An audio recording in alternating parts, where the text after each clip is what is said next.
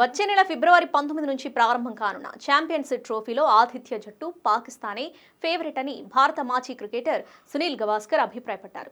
వరుస ఓటములు పాక్ ఆటగాళ్లతో కసి పెంచాయని, సొంత గడ్డపై వారిని ఓడించడం పర్యాటక జట్లకు అంత సులువైన పని కాదన్నారు. మహమ్మద్ రిజ్వాన్ నేతృత్వంలో పాక్ బలంగా కనిపిస్తుందని అన్నారు. ఒక భారత క్రికెటర్గా, ఒక అభిమానిగా తమ జట్టు గెలవాలని కోరుకోవడం కామన్ అన్న గవాస్కర్, ఏడాది క్రితం సొంత గడ్డపై వన్డే ప్రపంచ కప్ గెలిచే అవకాశాలను చేజార్చుకున్న రోహిత్ సేన టైటిల్ కోసం తీవ్రంగా శ్రమించక తప్పదని అన్నారు. పాకిస్తాన్ వన్డే ప్రపంచ కప్లో ఓడిపోయి ఉండొచ్చు, కానీ అంతకుముందు వారి ప్రదర్శనలు చూడండి. వరుసగా 10 మ్యాచ్లను గెలుచుకున్నారు. అందుకే రాబోయే టోర్నీలో పాకిస్తాన్ ఫేవరెట్ అని నేను భావిస్తున్నాను అని గవాస్కర్ స్టార్ స్పోర్ట్స్లో అన్నారు. అయితే గవాస్కర్ మాటలను మాజీ భారత ఆల్రౌండర్ ఇర్ఫాన్ పఠాన్ సైతం అంగీకరించారు.